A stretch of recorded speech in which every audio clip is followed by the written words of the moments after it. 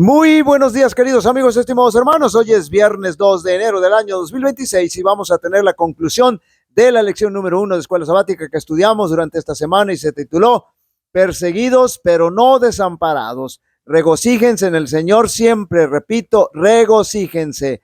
Filipenses capítulo 4 y verso 4. Nadie como el apóstol Pablo puede decir que aunque fue perseguido, nunca fue desamparado por el Señor.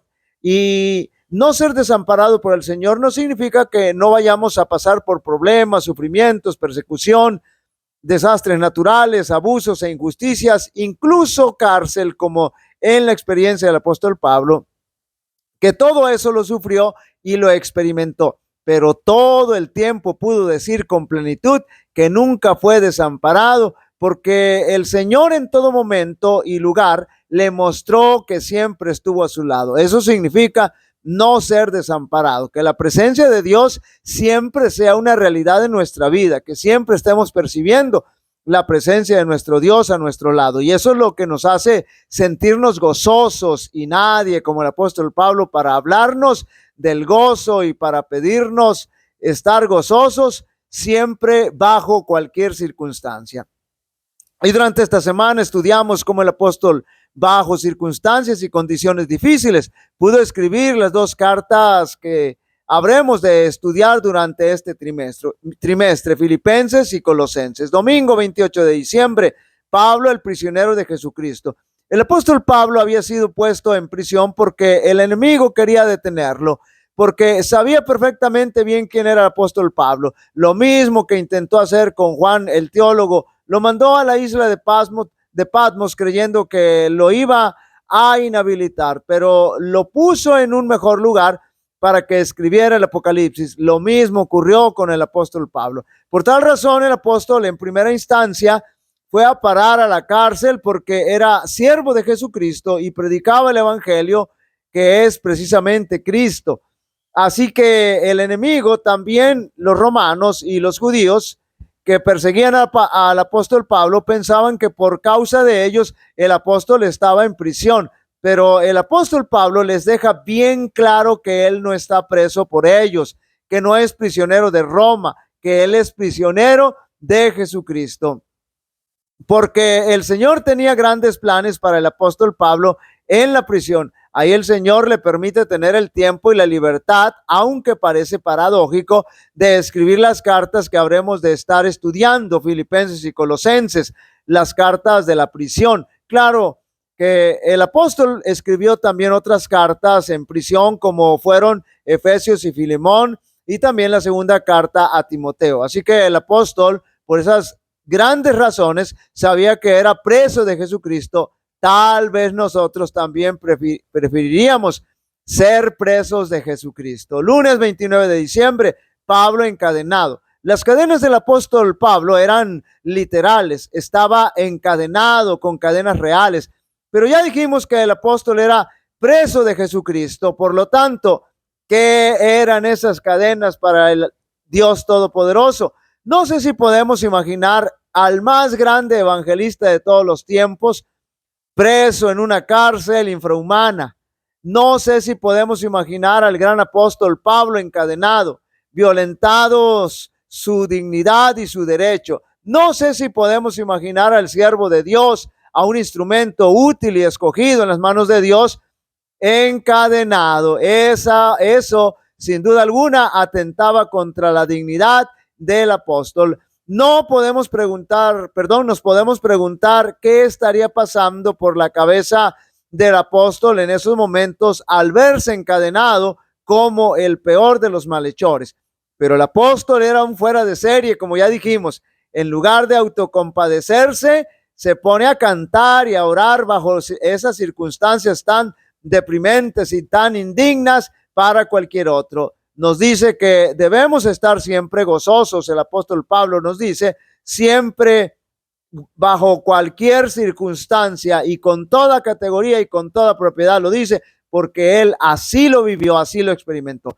El apóstol en varias de sus cartas hace referencia a sus prisiones, a sus cadenas, pero no para lamentarse o en forma de reproche contra Dios, no, claro que no, sino más bien para dar testimonio de lo que puede enfrentar el verdadero y fiel ministro de Jesucristo. Estaba sufriendo todo eso porque estaba cumpliendo la misión como fiel ministro de Jesucristo, porque el apóstol Pablo, aún con sus cadenas, atraía a almas a los pies de Jesucristo. Si es necesario que nosotros testifiquemos con cadenas, el Señor habrá de permitirlo. Martes 30 de diciembre, Pablo en Filipos.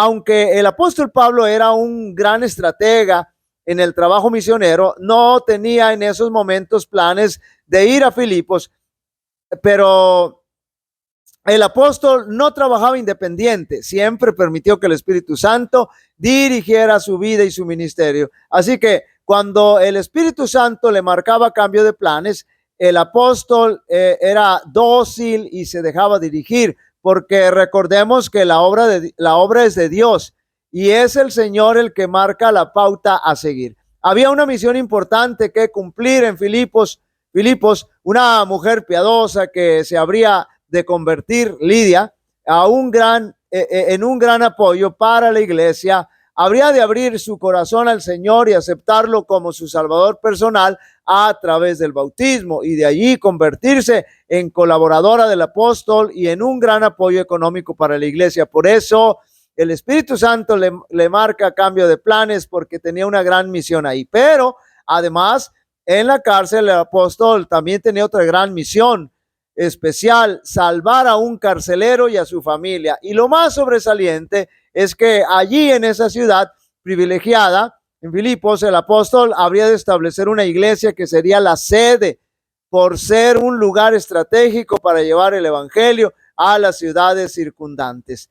Qué maravilloso, note bien, es cuando permitimos que el Espíritu Santo dirija la obra. Esta es una gran lección que debemos aprender. Miércoles 31 de diciembre, Pablo y Colosas.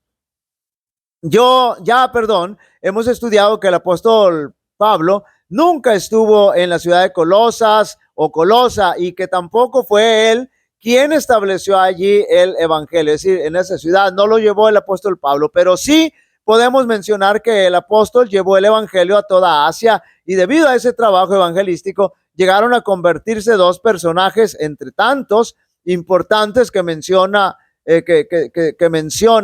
la escritura. Me refiero a Epafras, quien es el que lleva el evangelio a Colosas, y también la conversión de Filemón, el amo de Onésimo, el cual de paso también acepta a Jesucristo.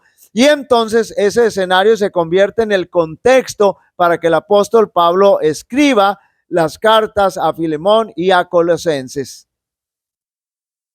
Por lo que podemos ver cuán importante es el material escrito, note bien, que utilizamos, porque debido a eso, sin tener que estar el apóstol Pablo presente en ese lugar de Colosas, se hace presente por medio de su fe, de su carta, y también se hace un trabajo de capacitación a través de Epafras para que pueda establecer el evangelio ahí, la iglesia, y dirigir esa iglesia en ese lugar. Cuán importante es preparar líderes para que sigan llevando la obra adelante. Note bien, jueves 1 de enero, las iglesias de Filipos y Colosas. Es interesante notar que el apóstol Pablo se dirigía a los miembros de la iglesia como santos, en el sentido de ser apartados para una obra especial, para un uso santo. Pero también llama la atención de que el apóstol no solo se dirige a la iglesia, es decir, a los miembros, sino también a los dirigentes,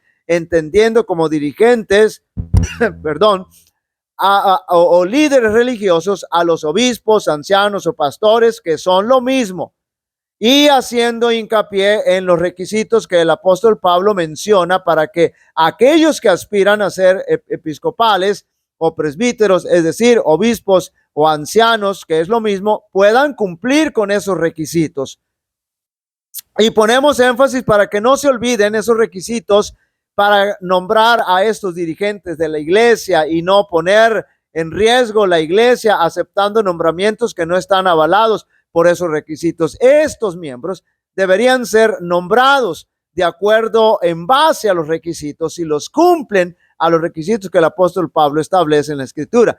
El pueblo de Israel fue un pueblo escogido de Dios, con el propósito de llevar el mensaje a todo el mundo. Actualmente nosotros, note bien, como iglesia, el apóstol Pedro nos dice que también somos una nación santa, un pueblo escogido, un real sacerdocio, también para llevar el evangelio a todo el mundo. Así que pongámonos en las manos de Dios y permitamos que líderes o dirigentes escogidos por Dios puedan seguir dirigiendo la iglesia tal como lo señala el apóstol Pablo en Filipos y Colosas, para cumplir con la misión, para estudiar y meditar.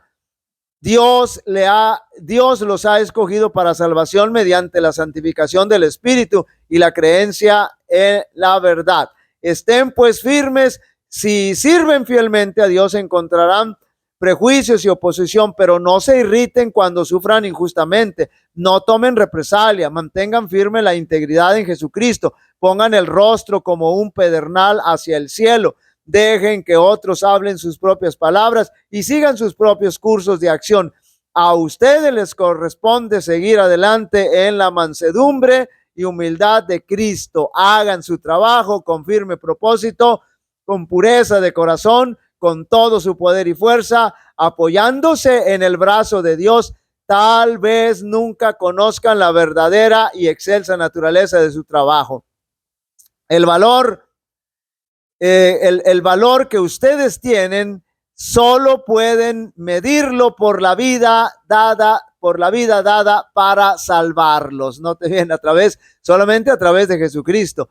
Para cada alma que está creciendo en Cristo habrá tiempos de lucha seria y prolongada, porque los poderes de las tinieblas están decididos a oponerse al camino del avance, pero cuando buscamos la gracia en la cruz de Cristo, no podemos fracasar. La promesa del Redentor es: nunca te dejaré ni te desampararé. Yo estoy contigo todos los días hasta el fin del mundo. Queridos amigos y hermanos, llevar la obra delante no es asunto fácil. Ser ministro de Jesucristo no es cosa fácil, pero aunque seamos perseguidos, recordemos que jamás vamos a ser desamparados. Todo lo que llegue a suceder en nuestra vida es porque así el Señor lo ha permitido, porque tiene un gran propósito. Jehová te bendiga y te guarde. Jehová haga resplandecer su rostro sobre ti y tenga de ti misericordia. Jehová alce sobre ti su rostro y te dé paz. Y pondrán mi nombre sobre los israelitas y yo los bendeciré. Dios bendiga a cada uno de vosotros.